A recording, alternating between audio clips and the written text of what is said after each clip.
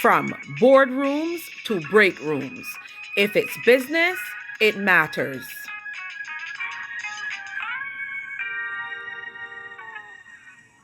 Hello, and welcome to another episode of Business Matters, where we discuss matters of importance. Today, we are discussing a very important topic that I dare I say many of us go, if not all of us, go through or feel at some point in our lives. Today, I'm discussing imposter syndrome. You know that little doubting voice in your mind that creates self doubt, procrastination, and worry? Today, I have with me two wonderful guests, our CEO, Patricia White, and Jade Lowe. Jade Lowe is a graduate of the University of the West Indies Cave Hill campus, where she earned a degree in psychology with sociology. As an emerging human resources professional currently serving as an HR administrative assistant in the retail sector, she brings a strong passion for people development and a natural commitment to service excellence. With progressive experience across the customer service and retail environments, Jade leverages her frontline insights to inform her HR practice, offering a unique and valuable perspective. Her transition from customer facing roles into the HR discipline has equipped her with a balanced understanding of employee experience, operational realities, and the importance of sound HR governance. Jade is a part of a new generation of HR practitioners who combine academic grounding with practical people centered insight, bringing fresh, thoughtful contributions to the evolving world of human resources. Welcome, Jade. Welcome, Pat. Thank you. To start us off, Pat, can you give us your definition of what imposter syndrome is? Right, so I can give you the full psychological definition that could be all wordy and so on, but that's not what I'm going to do here today. I want to make it very simple in layman's terms so that the average person can understand. Essentially, what imposter syndrome is a feeling inside that you are, that where you are now is not where you should be. You haven't earned it. A feeling of being a fraud, a feeling of being exposed to not being competent enough to do whatever role it is you're doing or whatever task it is that you're doing. So in a nutshell, that's really what imposter syndrome is. And it's something, as you rightfully said, that all of us before have felt. All of us, regardless of how schooled we are. Okay, so from a psychological perspective, what causes imposter syndrome to develop in someone? A lot of reasons. It could be the culture, the workplace culture. It could be your upbringing. A lot of times it is the upbringing. It could be workplace pressures. It could be social pressures, societal pressures. All of those things can come together. It could be one or a combination of all of those that can come together to make a person experience and feel imposter syndrome. Okay, so Jade, I want to bring you in here. Um, when did you first realize that you were dealing with imposter syndrome? Can you tell me what that moment of awareness looked like for you? Hmm. For me, I feel like a big part of it is just my age. Because I feel like I'm very young within the whole HR world. So I feel like that plays a major role because I often feel as though maybe I'm too young to be in these spaces. I'm not in the same age range as like my peers and the spaces that I currently am in. So I feel like that plays a major role. The moment of awareness, I would say, I remember this was even before I got into HR actually. I was in the role of a head of department and a leadership meeting was called. And when I look around, I was the youngest person in the room. Everybody else was either like old enough to be my parent or like a good decade older. So I just remembered feeling and going over in my head, am I really supposed to be here? I feel like I'm not experienced enough. I feel like I'm not confident enough to be in a room where everybody else is more seasoned, more experienced. And so, yeah, I feel as though my age definitely is the root of my imposter syndrome. I find myself working through it, but that's definitely the root. It's always in my mind that it is noticeable how much younger I am than my peers and persons that I am in roles with. It's funny that you said that, Jade, because now that you said that, it brought a memory back for me with my own experience because I went into management extremely young. I was the youngest manager in that company. I became a manager at 17 years old. Oh wow. That's very, yeah, very young, right? So it just, sometimes you go through life and you go through, you progress through the ranks and you don't realize that the things that you've left behind, and it now brought back a memory to me. I can really connect with what you talked about of being the youngest person in this space. People underestimating you, or you're feeling, even if they don't make it visible, you're feeling that you're being underestimated because of your age. So I thank you for that. That brought back a real memory because it shows now the transition to where I am at this point. Thanks a lot for that, Jane. You're welcome. And I totally agree. That's why I'm over here smiling because I feel the same way all the time. All the time when you're in room with senior and upper management and directors and you're like, somebody's more qualified to do this than me. Surely, surely there's someone more qualified, Not me. but I know I still have talent to give.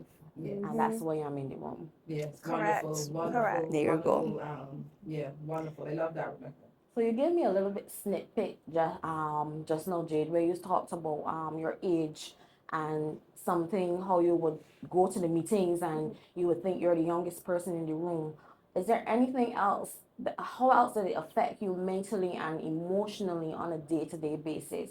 Mentally, I would say it was very draining, just constantly having to battle my own self-doubt. Because obviously, it's easy to hear other person say, well, yes, you're qualified, I believe in you. And that external reassurance is very important because it does provide validation. But at the same time, that does not override the thoughts that are in your own head at like the end of the day after a meeting, and you go home and the day is finished, but still the feeling of did I really perform to be be on par with the others in So the you're room? ruminating on everything that happened. Because I always go home and have like a little debrief with myself, just navigating how the day went, where it could have gone better. And I realized that the thoughts are always negative. And I kept thinking, how did others perceive me? Was I competent enough? So those thoughts honestly felt so, it was just drowning. I felt constantly as though maybe I should try another avenue. Maybe I should not step into a leadership role this early in life. Maybe I need to get more experience in order to feel a lot more comfortable. But being uncomfortable is kind of a part of growth. So I thank myself for pushing through the feeling of uncomfortable and getting to where I am now. Still have a lot of room for growth and getting better at what I do, but I definitely can see some progression from back then to right now. She mentioned a very important factor when she talked about when she had those feelings of doubt and so on and ruminating at home over and over how she did it, if she did it the right way. And she said one key thing that is very common with people experiencing imposter syndrome. When you talked about, should I be really in this role? Should I do something else? That's one of the things that when you're experiencing imposter syndrome, you tend to do. You tend to back out of things. You tend to question and say, you know what, maybe this role is not for me. I cannot tell you, Jay, listen, I'm way older than you. I can be your mother. I tell you my age though, right?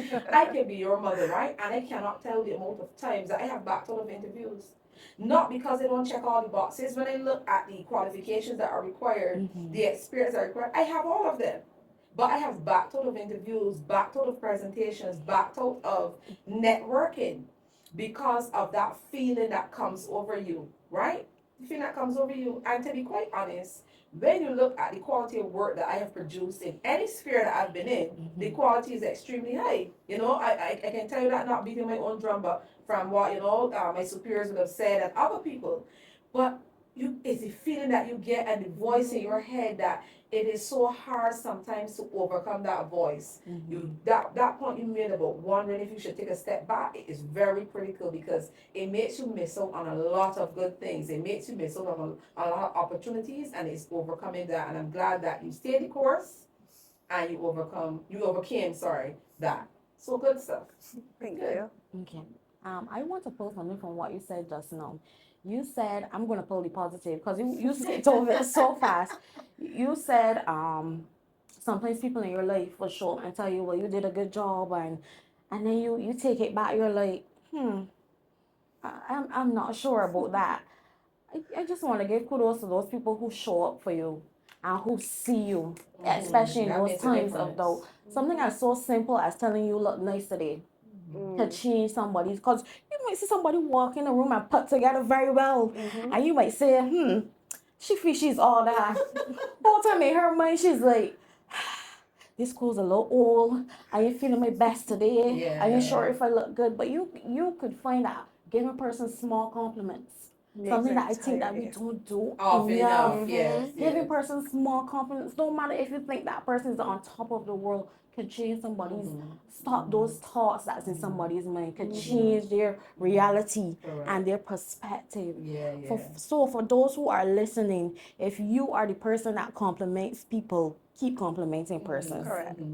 It makes a big difference in somebody battling with imposter syndrome. And you said something too about the person coming in and how they put together and feel, this person feeling as if they all that. Whole time people masking bad, Yep. Whole time people masking bad because listen, you still gotta show up, you still gotta do stuff, but you really masking and they don't know the insecurities inside and the fears and so on, and the feeling as if you're inadequate inside and that you're a fraud and somebody at any moment will find out where she really shouldn't be in this space. Whole time that person battling that and you all in your corner judging and all of that. The person only masking really. That's true.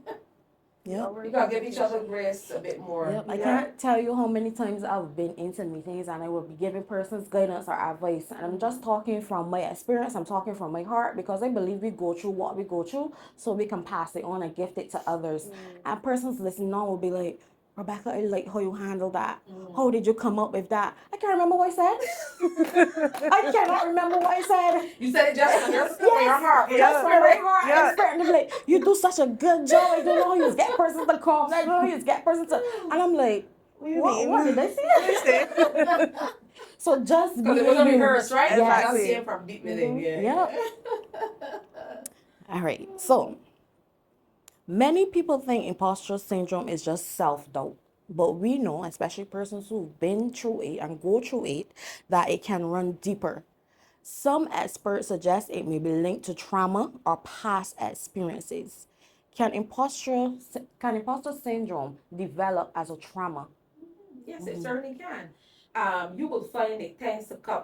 You see it coming out more in environments where there's a lot of harsh critique, right? If you've ever been told you will never make it, you will never be good enough, right? Like somebody like me, in my experience, I've been told so many times by 20 I have 5 children. You can never turn out to be anything, By the time you hit 20, you probably gonna got about 5 children and all of that. So it's hearing all these negative things, and then what happens is you internalize these things.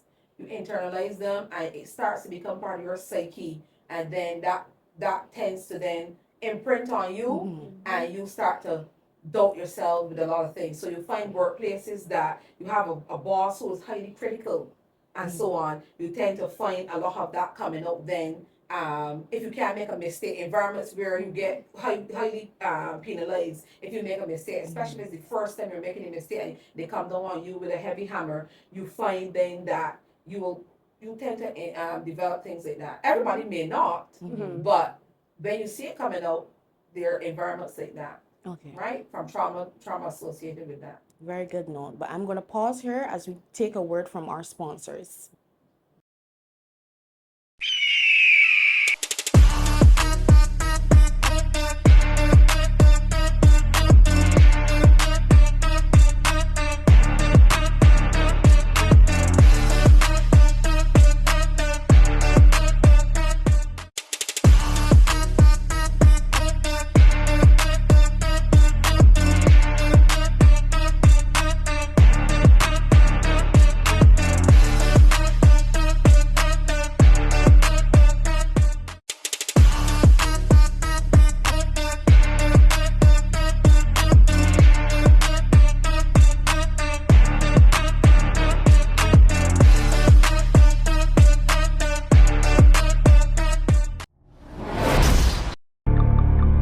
Welcome back to Business Matters. Pat, when you left off, we were speaking about trauma and how imposter syndrome can develop from trauma.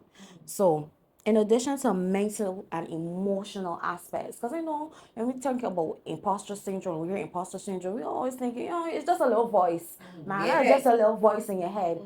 But many persons don't know that imposter syndrome can start to have physical tolls on your body. So can you highlight for me some physical aspects that may come about because of the imposter syndrome? So burnout is one.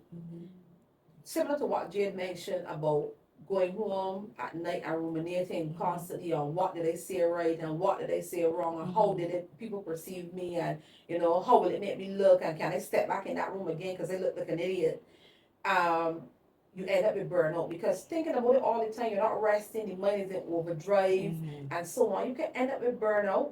You can end up with burnout because of the whole perfectionism syndrome that you have, where you want to make sure you do everything correct, so you overwork yourself. You can have gut issues. You can have anxiety issues from it. There are a whole host of things that can come from it.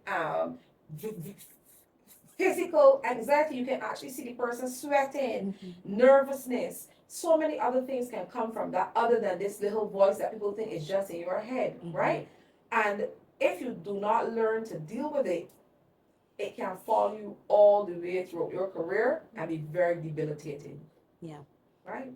Another thing I want to add there too is headaches and yes. and aches and pain. Of course. I can remember when at one point in life when I was consistently dealing with imposter syndrome, I would find that every day again a headache. And I'm like, what is going on? Every single day I'm getting headaches and I'm downing medication. I'm like, no, something else has to be wrong. So it's not only the mental aspect, but it can start to take a toll on you physically.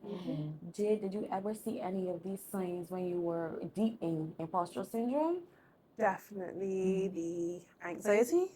I feel like in general, I have anxiety. I will stress, but then I feel like the biggest one for me physically was the chronic fatigue. It would just be so draining where I feel tired all the time, no matter how much rest I get at night, resting on weekends, off days, like literally doing nothing. But yeah, I still feel so drained. Because honestly, being mentally tired creates a whole other level of physical tiredness. I feel like that was biggest one for me.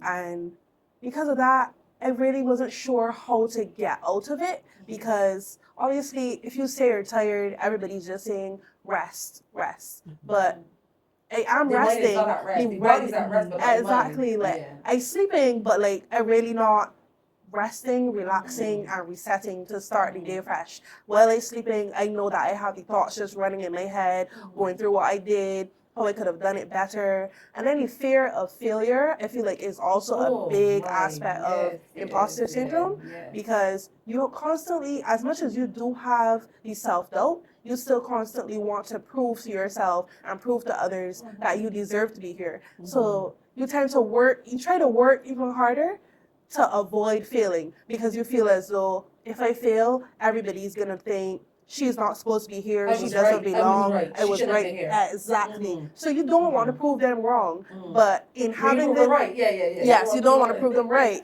but then it's still like you overworking yourself, so then you adding to the layer of stress, adding to the layer of tiredness. So it's just, I feel like that was the biggest one for me, the chronic fatigue.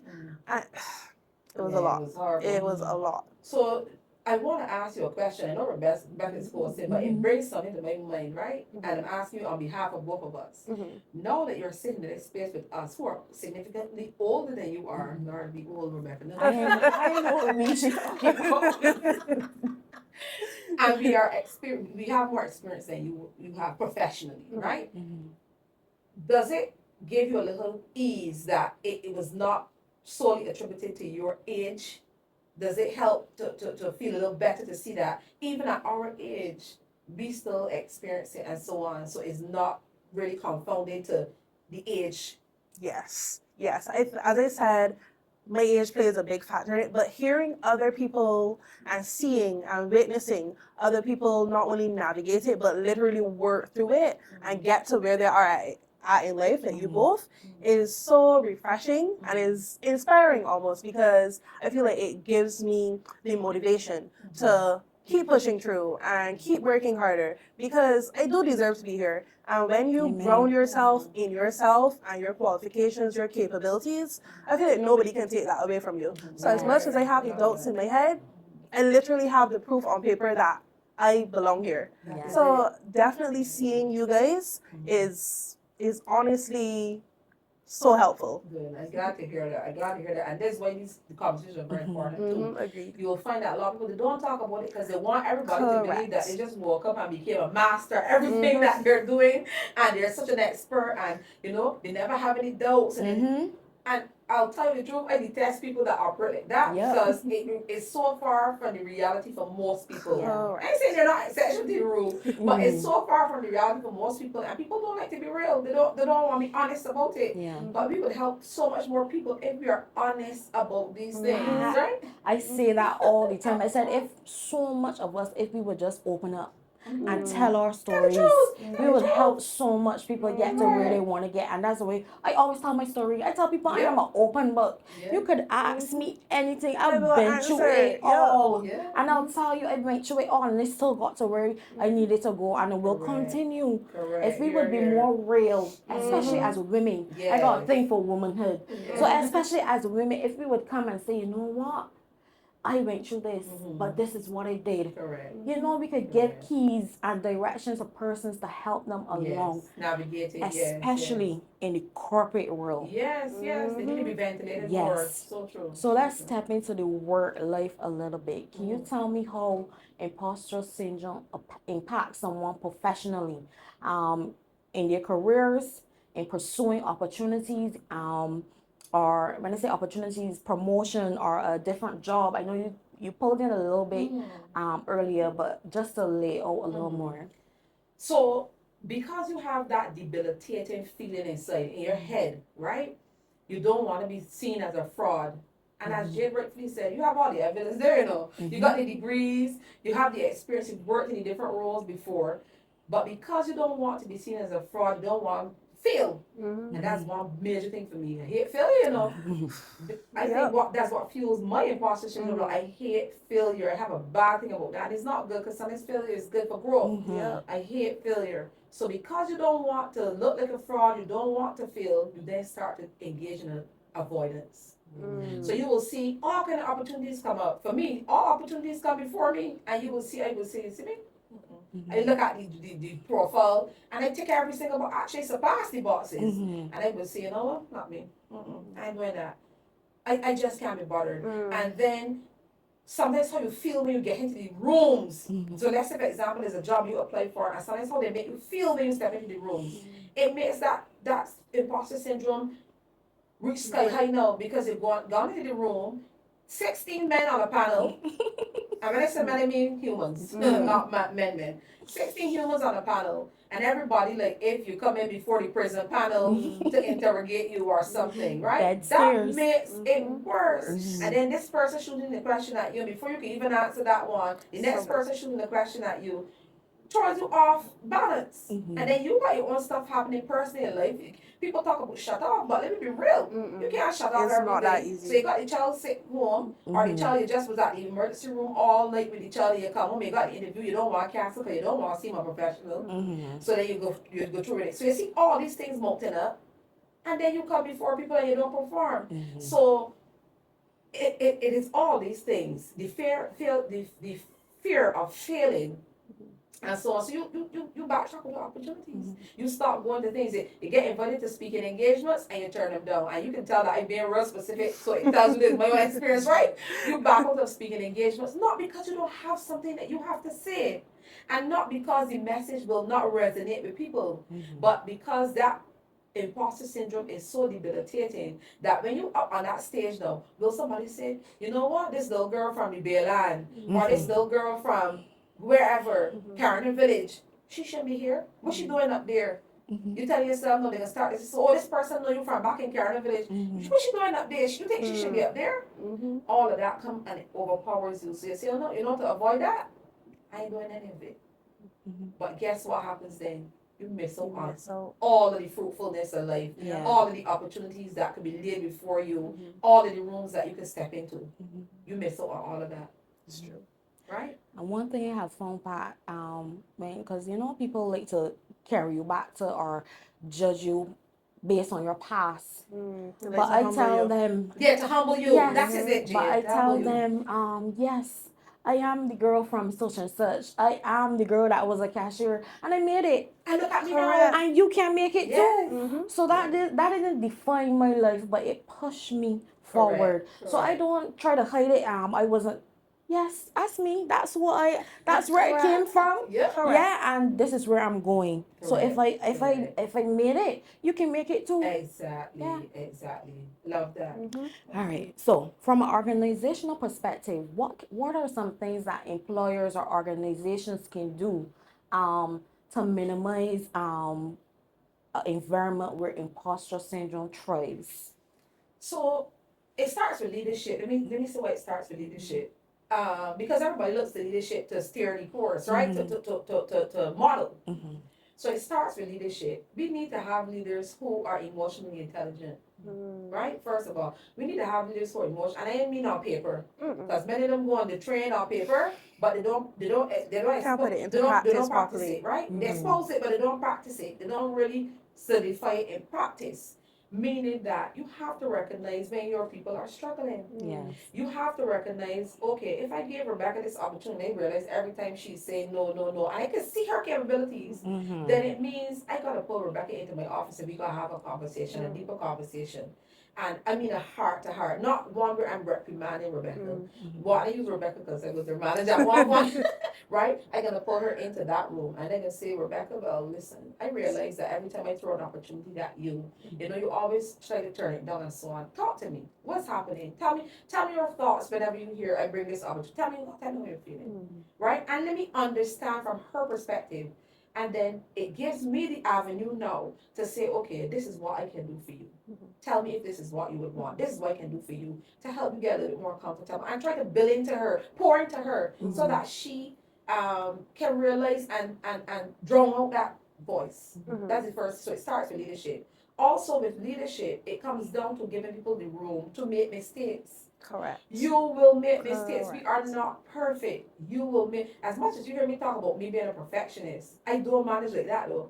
Because for me, when people report to me, I give them the space to make mistakes and I guide them along and I sit with them and we go through it. I may even correct the mistake for them, but show them so that they can help themselves the next time, I right? think that's very important that you build a relationship with your employees that is not only professional. Yes, we can maintain the professional relationship. Of course, that's very necessary because at the end of the day, the work has to be done. Correct. But a personal relationship is always important as well because it creates an air of comfortability. Whereby if something is happening that is impacting work or just impacting them in general, it will allow them the space to come to you and feel comfortable to actually speak to you about what is hindering them. The same imposter syndrome. If I genuinely feel as though I'm struggling because I don't believe that I can get it done, I should be able to come to you and express this and let us see how we can move forward to be better at this. So I feel like developing that personal relationship and not only letting it be manager employee and keeping it strictly as that, because then you reprimanding me in a professional space because of something that is personal comes down as berating. If I do one small thing, you going and you dragging on it as opposed to, okay, so what actually happened that led to this is something else going on that is impacting you. I noticed that you're not as bubbly. Small little things like that make a big difference in the professional space. Correct. Totally agree. Keeping the human aspect. And I find a lot of times we forget that we take the human element out of it. Nobody's telling you to get deep down dirty in people's personal business. You don't have to do that to show empathy and to work with a person. You don't have to do that to work with a person. So I agree with you, Jade, definitely. So that's why I said it starts with leadership at first, especially in that environment. Pour into people. When they do things, even if it's a small win, celebrate the small wins. You know, there's some leaders who refuse to give you credit. They refuse, you do something and they refuse to tell you, listen, you've done But a they're good going to point job. out the bad though. They're going to point out the bad. Exactly. And they don't realize that these are all the things that feed into that imposter syndrome. Correct. Right? Also, if you have colleagues in there make sure you have a zero tolerance for the all of the putting down people when they make a mistake and so on, because the leader may not be the one doing it, but there may be other people in the space ridiculing the person, and you as the leader letting it go on. Yeah. Yep. So then what will happen? You build a culture, or you're allowing, facilitating a culture that beats down on people if they're not up to standard, or if they believe they're not up to standard. So that's why I said it starts with leadership. There are a whole host of other things that would take us too far into this discussion, but this is just some initial things that we could consider. Okay. All right. On that note, I give it a pause, ladies. We have to pause for a word from our sponsors. No problem. Come on, Jake. One eyeball. Wanna know go peep. Wanna can be worse. Peeping. Everybody peeping. Them like too much peeping. Everybody peeping. I give them one eyeball. You know got to peep. You know got to peep. You know got to peep. I give them one eyeball. You know got to peep. And when you done it want some. Welcome back. Pat, you said something very important just now when you were speaking to about interviews. Something that was very personally controversial for me as well too, because I made a statement on a different media level channel, and they had a lot of comments in the chat about how some employers were saying some people don't show up to interviews well, and then the employees, so many persons were talking about how horrible they were treated in interviews, how persons felt like they were in a police back office with a spotlight over them, right? So how can you explain to us how may imposter syndrome affect a person who is interviewing for a role? Before I answer that question, I can't bypass talking about the fact what you said the employer said, right? And I will give them the mark that yes, we have a lot. We did a segment on that. We have a lot of candidates who turn up at interviews not prepared and so on. Please note these are not the ones we're speaking of, right? Because there's a clear distinction and you can see the difference. Yes. These are not the ones who are ill prepared. These are not the ones who are don't care. So we're not talking about those at all.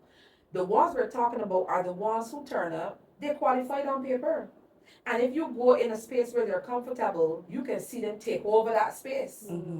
But for some reason, when they get into an interview space, they transform. And they transform not in a good way. They transform in that the imposter syndrome, the voice comes into their heads, and they start to doubt themselves. And you will see it manifesting when you ask them questions and they can't articulate what they've done clearly. But you can see it there, but they can't articulate it clearly. When they answer part of a question but not the other part, or they're very nervous, you can actually sometimes visibly see. I've done interviews and saw people highly qualified literally shaking in the interview. Yeah. There was one that was sweating profusely, right? When they first started, it wasn't sweating like that because we could see them. But when they got into the room, the buckets of sweat dripping off. It comes down similarly to some people who don't test well. I was just about to say Some that. people don't test well. Some people do not test well, and it doesn't mean they lack competence. Exactly. It is that when they get into a certain environment, a controlled environment that makes them uncomfortable, you start to see it come out, right? I want people to understand this is where emotional intelligence comes in. And empathy, for God's sake. You do not get the best out of people when they're uncomfortable, right? And I have a saying, people tired of hearing me say this. My employers tired of hearing me saying this. People that manage tired of hearing me saying this. You get more flies with honey than you get with vinegar. You get more flies with honey than you get with vinegar. Make the space comfortable. I'm not saying that you bend your standards for somebody and so on. I'm saying be intelligent enough to recognize that everybody does not test well, and it really is a test. Let me be real. The interview really is a test, right? It's a verbal test. It's that if you're doing a PhD, you gotta come and defend that PhD. So it's a test. It's an exam that you are looking to pass, and everybody don't test well. So when people get into that space, try to make them as comfortable as ever. But the first thing you have to do is to be very aware. So I look at candidates when they walk in the room. When they walk in the room, yes, I know I have to interview them, but I'm looking for other things too. I look to see how they walk in that room. I look to see how they sit down. I look to see if I see the visible signs of being nervous. Even if they don't show it, it starts to come out then when I hear them speak. I hear the voice shaking. I start to look at look for signs, and then you will hear me say in the middle. Anybody who's done interviews with me, sitting in the room with me, I say, "Are you nervous?" And then they'll say, "Rebekah, not because she know I do this." I would say, "Are you nervous?" And then I say, "Listen, don't be nervous." I said, "No, it's easier said than done, because we know you want to show your best, right? But don't be nervous. Look at me. You will find that I interview. This is me talking to them. I interview differently to a lot of other people you will see. I will not interrogate you. This is not about an interrogation. We're having a conversation. This is about us having a conversation, me getting to understand what you have done to see if you're a right fit for the company. Yeah. That's all I'm trying to do. I am coming with the trick questions. It's not the gotcha moments. This is not what this is about. I want you to be able to tell me how you best fit this role that we've advertised. This is all I'm trying to do. So just relax. We can have a conversation. Show me of your best self. And I have found it works every single time with me. You see them start, the shoulders go down. And then we start to have a conversation. And I'll tell you this, people often write back and say to me, or they say to the company that I'm doing the work for, you know, I felt so comfortable. This is the most comfortable I've ever felt in an interview. And they tend to write back and say things, or they say things to me at the end of the interview, and I feel good about that. Not because of the compliment space to me, but because of how it made them feel in the process. Right? I also tell people, yes, panel interviews can be good. But if you don't need to have 6 people strong on a panel, it's overwhelming. It makes no sense. If you're going to make the person come in there feeling intimidated, what is the purpose? I was attended an interview, and I think the panel had like 8 people, and each of them asked a question that 3 people could have consolidate that. It added nothing of value.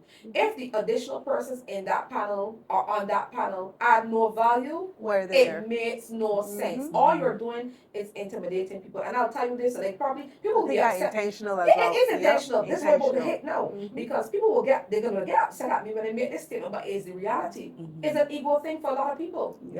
It's about ego. And people will hear me mention ego all the time, because a lot of workspaces is rife with this whole ego thing, right? It is about, I show my mic, you want this job, so I gotta show you that. You gotta bend over backwards. You gotta work. You gotta dig in the mud for this job. And I'm not saying people are not to come and show up the best. We want you to show up your best, but you gotta be comfortable to do that.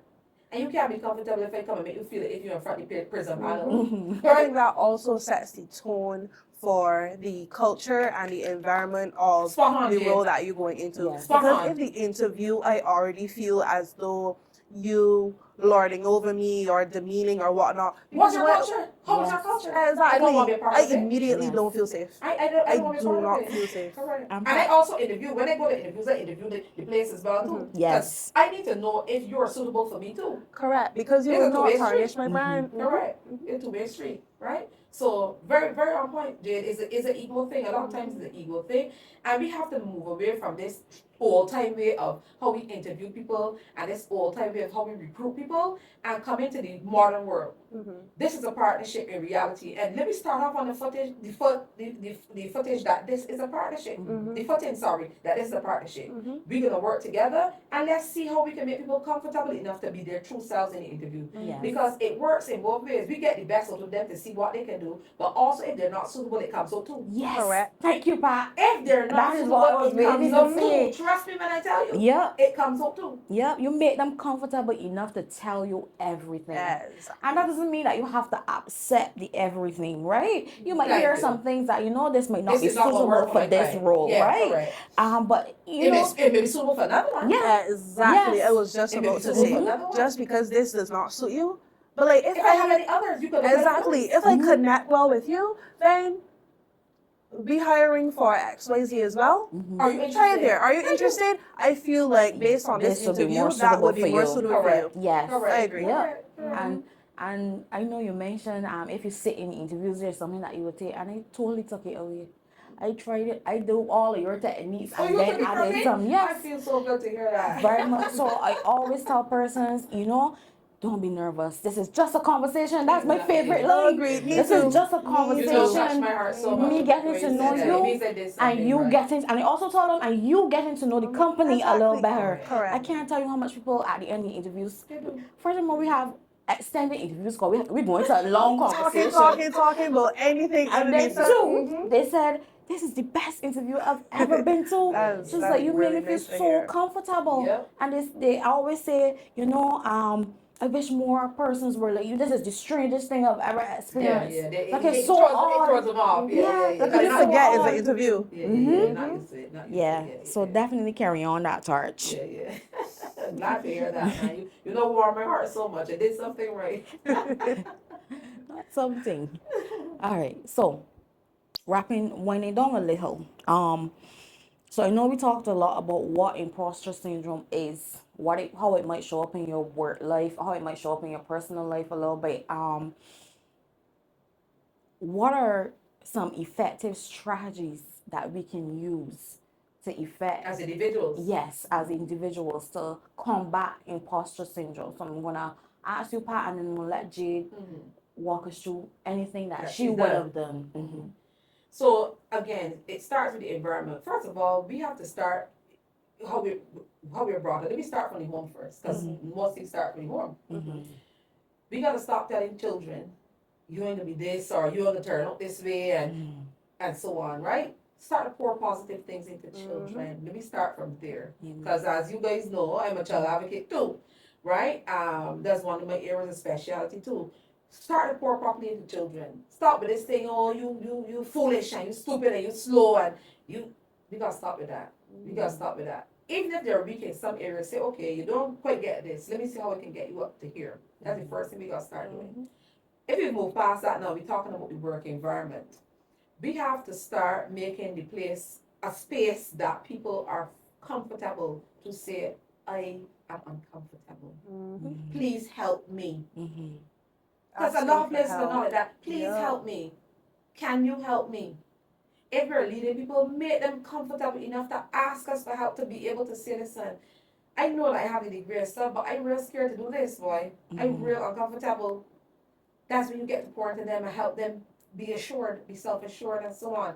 We can start with that. We can start with that, right? Mentorship, mentor people, mentor people. Having to mentor yourself as well, because honestly, sometimes we need to debrief, we need to unwind.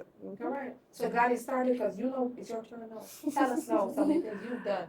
For me, I feel like the external helped my internal. Surrounding yourself with positive people who speak life into you, who speak positively into you. I feel like that helped me so much, because it got to a point where it started to drown out the noise in my own head. Wonderful. That played a big factor, whether it be my mother, whether it be my friends, family, even my manager. I feel like people believed in me so much to the point where I started to believe more in myself. Wonderful. That is the biggest thing. And then honestly, positive self-talk, because as much as I started to doubt myself, you did it, Jade. You got through the day. You were successful in whatever you had to accomplish. Ruminate on that. Think about that. Stop thinking about what could have gone wrong, because it did not go wrong. It worked out. It might not have worked out exactly how you envisioned it, but it worked out. And who's to say it didn't work out even better than it could have been? So I feel like that external validation, as well as actively trying to speak more positively to myself, whether it be that I just debriefing with friends and just trying to get a load off the week, a load off the day, and them telling me, Jade, but you did well, but you got through it. Or even debriefing with my mother. My mother is my biggest advocate. My family, my biggest advocates. They will always, but Jade, look, you do so good. Look how far you come. Like, you just gotta believe in yourself. If you don't believe in yourself, I believe in you. So it's like family, friends, they help so much with working through my own thoughts, because I know myself, and when I start to overthink, I start to panic and whatnot, the worst thing ever. But they After something you help said to ground me. earlier, you mentioned evidence, right? That is what works for me. When I find myself ruminating on craziness and all of that, I pull up my CV. And I look back at all the accomplishments, not just the paper, not just the certificates, the degrees, and so on. I go back to the tasks, the responsibilities that I took on, and I see all the things I've done. You know, help a company transition through COVID, and we never had that before. I go and look at all the things that I did as a first, and I said, girl, You got this. That external And I would validation. go a Yep. step Yes. further from just the CV part. When I first started in my first HR corporate world job, feeling like an imposter, because I went straight from cash and office Yeah, and yeah. main stuff straight into advising employers Yeah, and yeah, yeah. doing research, and I'm like, ooh, am I supposed to be here, right? But my mentor, and I was in such a fast-paced environment. Every day we were doing things differently, doing something for somebody else. And you always comes up. My Yeah. mentor told me, you know what, Rebekah, get a book and start writing the things that you're doing, because you might put things in that book that you might not put on your CV, and then you Correct. can write it out in detail. Correct. And whenever you're feeling like you don't belong in that, when you look back at your accomplishments Correct. and what you did, and something that Correct. you said, Jade, Evidence. as well, positive self-talk, that is so important. Give yourself permission to be proud of who you are and your Boast Boast accomplishments. about yourself. Boast Correct. about yourself, brag That's the about problem I yourself. had. A That's lot the of problem people I had. say self-praise ain't a praise. To who? Exactly. Self-praise To is who? praise to me. This is- 'Cause I It worked is hard to get gaslighting. here. That is my problem. We gotta get away from You that. know how many times my friends, spouse, everybody telling me, Pat, you always like closing up on talk about what you just do and even when I conceptualize this whole podcast, they say, man, listen, talk about all the things you do and they Yes. say you're a powerhouse, but you don't talk. Because you're always taught to dim your light. You don't want to come across You don't want- humble. You don't want to seem arrogant. And because of coming up with hearing that all the time, you tend to hide it away. But then I stopped doing it. I listened to them and I stopped doing it. I stopped doing it. So, yeah. As we come to a close, lady, I just want to thank you both for a beautiful You're Yeah, I discussion. really You enjoyed are the welcome. Me discussion. too. It was timely. It was timely. Yeah. Before we close, I just want to pour into both of you each just a little bit. Jade, you did an amazing job. I know Thank you were you. nervous, but you did So an very. amazing job. I could not tell. Yeah, You did, and I love that you chimed in on your own. You did an Yes. amazing job. And Pat, Thank you you. have been an amazing manager, Thank you. an amazing friend, an amazing mentor, Thank you so and you much. are a powerhouse. So Thank keep you. going, keep I going. And appreciate it. I know that this episode, especially this podcast, is going to hit home to a lot of people, persons out there. yeah. So I want to pour into you too before you close because I've managed you and we've maintained the connection and I'm very proud of where you are, Rebekah. You had a lot of stuff good going before I even entered your life, but in listening to the things I told you and in doing your own work, you have really reached far and I'm very, very proud of you. And I continue to be proud of you. Thank you so much. And that wraps it up for another episode of Business Matters. Signing off as your guest host once again, Rebekah Hinds. From boardrooms to break rooms, if it's business, it matters.